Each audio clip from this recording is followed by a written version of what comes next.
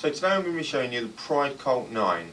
It's a nice medium-sized pavement scooter which does have the capabilities of coming apart to go in the boot of your car if you need it. It is a bit of a bigger scooter than a boot scooter, so it's not advised to take it apart every day as it is a bit more heavy. So it's just once in a while, no problem.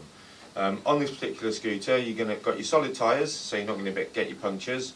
Does make it a little bit bumpier. It is a bit rigid. It does come with a bit of a seat suspension post. In my opinion, it could do with a little bit more. It's not the most comfiest of scooters, but okay. The seat on it does have the rotation, goes all around 360 degrees, and also got a little lever there to make it go backwards and forwards to get a little bit more leg room. Does come with a little front curb light and a high level charging socket. Got a range of about 13 to 15 miles, which is a nice distance on the size of the scooter.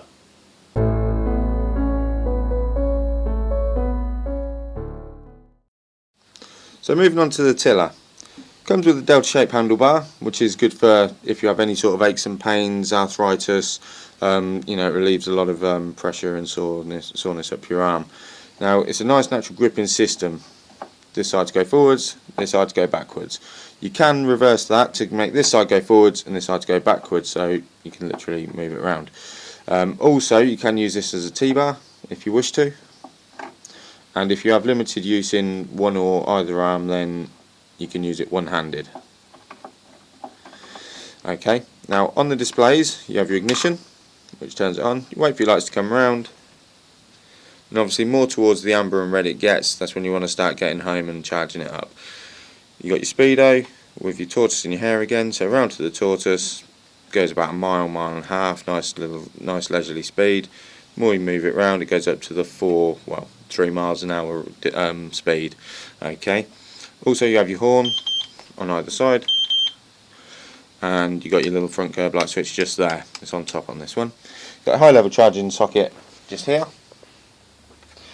And also on the front you have a larger basket for a bit of a bigger scooter.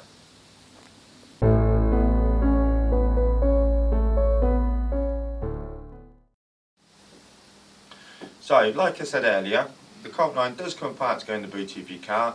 However, it is a little bit more heavier and a bit bigger than the average boot scooter, so it's not advisable to do it every day. Occasionally it's okay if you need to transport it anywhere. Now, if you want to come in a little bit closer, I'll take it apart and you can see how it does come apart. The seat literally folds down. You'll be familiar with this on the other reviews that we do of the Go-Go's and a lot of other boot scooters. So you literally fold it down, again, one hand underneath the armrest underneath the seat, the other on this armrest, just pull straight up, nothing to pull, nothing to click, literally comes straight off. Set your seat aside. Moving on to the batteries, you have a little battery cover held on by Velcro and a couple of clips at the bottom. Pull that off, set that aside. Then you've got your battery straps. This strap just holds the batteries in place, so if you're going on a bit of a bumpy road, then they're not going to sort of jump about and disconnect themselves. Unclip there, pull your strap out of the way. You've got two little battery connectors here, one for each battery.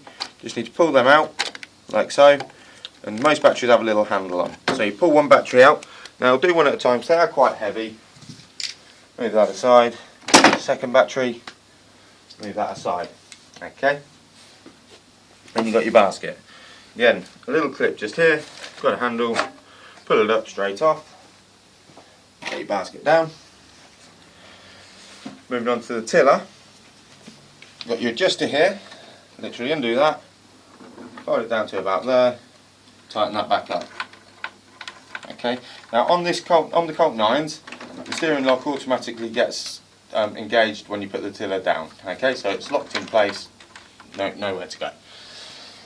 Now to get the back from the front, just like the Go-Go's, you literally pull up the lever, separates from there to there. Now because it is a little bit heavier, you do actually need a bit of a bigger car as well, so you need to make sure you've got the right space in your car. So just move your straps out of the way so you're not going to trip over them. The way I lift this, by the lever there, and just at the front, straight up. Now it is quite a heavy footplate, so you don't want to be carrying it too far, so park it as close to the boot of your car as you can. When you're there, put it in the boot of your car, however it'll fit, long ways, lengthways, widthways, whatever. The motor goes in the boot of your car. It's a bit too big to stick under there, unfortunately, so that's why you do need a bit of a bigger car. You've got your batteries, your cover, your basket and your seat. So that is how it comes apart, like so.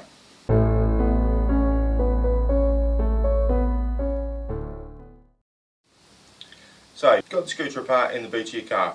When you get to your destination, you need to unload it and put it back together. This is how you do that. Firstly, just unload the little bits, and your basket comes out. Just to set them all aside for now, just out of the way. The motor's quite heavy on these, so just be aware when you pick it up. Battery cover, one battery, two battery, and then finally your seat. Okay, and then you move on to your foot plate. So again, lifting it by the catch there and just under the front, taking it out of the boot of your car, put it down as close to the boot of your car as you can, unless you have to walk with it, the easier for you. So move on to get your motor, and then you put this just down there, leaning backwards so it's nice and easy to clip on. Lift it up by the catch there.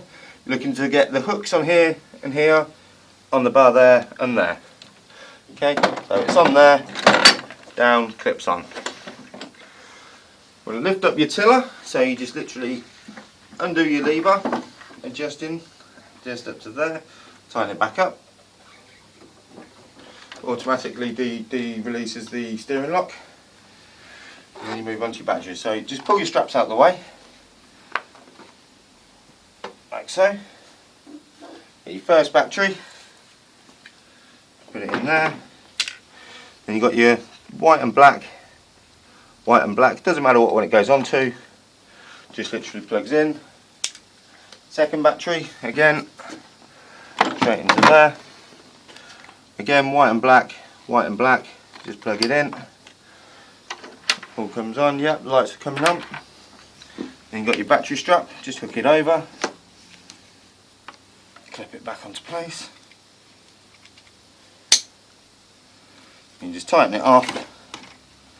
Just stops the batteries from flapping about if you're going over some rough terrain. Tie it off. Okay. Then you get your battery cover. You've got two little hooks there and there. You need to hook under the foot plate just there. Then put it on like so. The Velcro's at the back. Nice and secure. Then you've got your basket. Just literally line them up, slide it on, clips on nicely. Then you have your seat. You're looking to aim the stalk to the seat post, okay? Get it on there, straighten it up, perfect. So that is how you get the Colt 9 back together. Like I say, it's not advisable to do it all the time because it is a little bit heavier, but you can do it if you need to.